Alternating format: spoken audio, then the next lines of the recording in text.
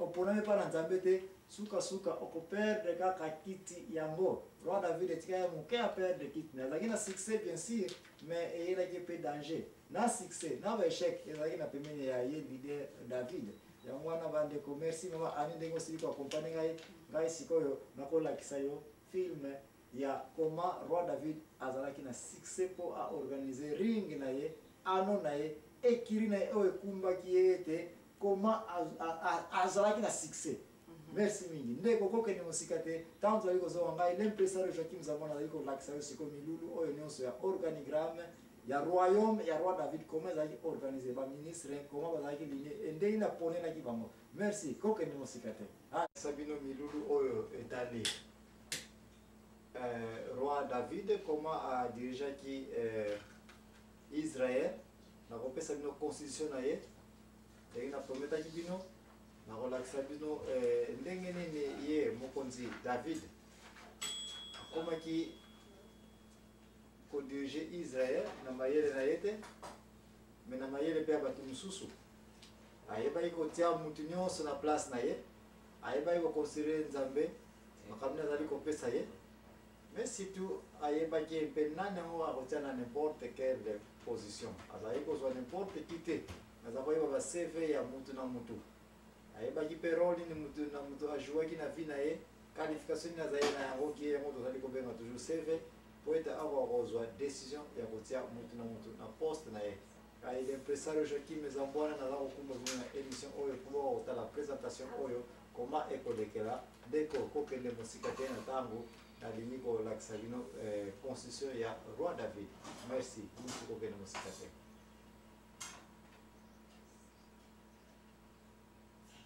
Ndenge nasili kopromettre bino ete nakolakisa bino koma mokonzi David azalaki capable ya koorganize gouvernement na ye constitution na ye azalaki sirki ya kotravaille ye moko te me akotravaille na bato e na kotravaille na ye na bato mokonzi David averifiaki yango très bien ete alingi kosala kaka na bato oyo bazali na expérience ki asengaki ba CV na bango averifiaki ba information ya chaque mutu awa nalingi kolakisa bino ete Roi David na benda yango na malamu ye moko azali na katikati awa comme roi et puis azalaki supporté na 3 généraux ba généraux na ye nyonso bango oyo chaque fois soki aza na problème na guerre to aza na problème na mboka to balingi kosala conseil de guerre comment bakoatakele bato ya liboso azalaki kokonte ba 3 généraux oyo bazalaki na bureau na bango oyo les 3 généraux oyo mutu ya liboso kombo na ye ezalaki Joseb ye mzalaki na rôle ya chef d'armée.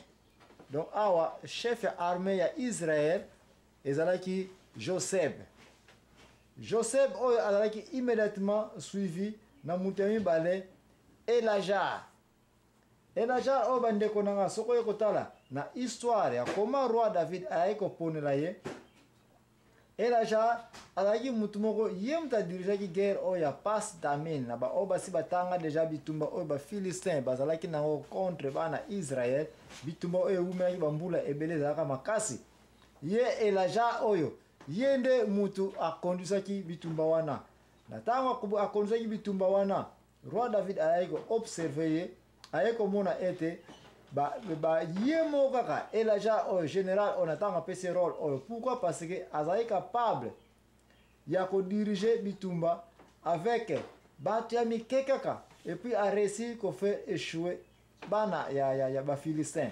basoldat ntango baye kojoindre na ntango bitumba ezalaki kobundama wana baye kokuta déjà Elajar oyo na quelque bato kaka ya mike basi babomi déjà bafilistin ebele armée bafilistin nyonso Elajar oyo azalaki capable ya kodétruire yango totalement mais en fonction de cela Roi David aye konommé comme général na kati ya bureau na ye ya bagénéraux ya mutu ya mibale ayaki kozwa lisusu kati na bagénéraux na ye oyo ki ye force ya Roi David yango oyo mpenza ezalaki mutu obengi nkombo ya Shama donc oyo nde 3e général Shama na baoyo bakoki kotanga Bible très bien okoya komona ete azalaki mwana ya Bethléem. Pourquoi Roi David azwaki ye? Parce que Roi David ntango bazalaki na pembeni ya Bethléem na baoyo basili koyeba yango lisusu ezali place bakundelaka Rachel Rachel tanga kunda makawana de place on comme ma ville muke et puis mai pe ezalaka na libulu oyo Abraham atimolaka. Roi David azaki na posa ya mai ya kosakana te po bazali ko vivre na kota ba désert kuna. Alobi nane wako ni kozula ngai mai ayela ngai mai ponga mukonzi namela. Mutu wako babengi Shama. Yende muta sombro musapete ngana okene me yeba ke place puya mai ezalelaka ba soda ba filiste ba entouraka yango. Même mutu wa ye a percé puya wana mai aleki ba filiste nyonso tu na courage na ake azui mai. Tanga azwaki mai ayeko pesa ona roi David. Roi David tanga azwaki mai me yonde ino zui courage aboya okene place ba filiste bazali ba entourer puya mai oyo et puis oresi kozwa mai oyo. Nde place wana roi David apesi merci par nzambe abi bo mai oyo repengana mela yango na kosopa yango pona lakisa sine ete na zui mai na mpasi me na pesi yango na nzambe. Nde place okoya komona ete Shama na tango roi David akomi roi na Israel akaniselaki ye poste ya general poste ya monaki misala na ye. Okoya komona ete general eboso Joseph ya mibale Elijah ya misato Shama bango misato bazaki na réputation ya makasi bazaki bata honneur. Roi David azali ko pona n'importe qui te posa camarade ne posa ndekoneke apesa yo poste ya na ba bureau na ye. Non, les trois bato oyo relation bazula ki misala en fonction ba carrière na bango, expérience na bango, na réputation na bango. On de bureau ya force de guerre ya roi David. Chaque fois ba généraux bazuba décision awa. Ba pesa on roi David. Roi David azako desobédience yemo kate mais akopesa yango na Bisha oyo Abisha yem zaki chef ya commandant d'armée. Awa koya komona ete Abisha yeyo mutu roi David ayeko pona po kwa kozala nani commandant de chef d'armée. Na ba oyo boyebi ete tozali kolobela mukanda ya 2 Samuel chapitre 23. Soko yoko tanga okoya komete Abisha ba pesi référence makambu nini ngo asalaka na vie po ko qualifier akoma commandant en chef na gouvernement ya roi David. Roi David encore une fois azaki ko pona n'importe qui te azaki na besoin ko yeba yote ozanani mais azaki na besoin ko yeba CV na yo ba makambu nini ngo osala na vie. Muto Abisha soko yoko tala ba référence na Bible ko mona makambu nini asalaka na tango Israël azaki na bitumba record na ye ba donné na ye CV na ye très riche en information. De roi David a été classé comme commandant en chef na armée na ye parce que bosa na te roi David armée na ye to ba bokonzi na ye ezalaki civil te ezalaki soldat donc ezalaki armée militaire auto zali ko lobela am ezalaki ko diriger Israël na tango wana. Roi David pe yeba ka ete pona ko tia n'importe qui te na côté logistique pour logistique na ba soldat eza mouvement moko eza équipe eza division moko très important. Roi David a créé une division logistique avec 7 bateaux. 7 bateaux on a division logistique. Bango bat bazaka mingi en charge ya koyeba ete ba soda ba kena guerre. Fo bazala sirke ba kolia malamu. Me ba minduki ke ba epe bibundeli eza malamu ba sapata ba soda. Bazanango biloko nyonso ba 7 bouillants soldats oyo. Soko ko tala ba kombo na Bible pesa on toyiko ba kombo ba nyonso te awa na ba role ba salaka. Mais chaque mutu na kombo na référence biblique ezali poko ya kotanga makambu nini asala. Donc force roi David awa to comme na troisième force. 3 généraux en charge de la décision de guerre. Commandant en chef pour na ko diriger ba décision sa suka ezali ko zoma est-ce que ba matana guerre te. Et puis a créé une sous-division logistique avec 7 bato bazali ko contrôler yango. En dehors de ça, roi David lokola ba civil pe bazali bakoyi pe kozana ba division oyo etali ba makambo ya mboka. Roi David ayaki ko créer division ba conseil administratif composé de 30 personnes. De 30 mibali bazalaka awa pona ko contrôler misala ndenge na ndenge.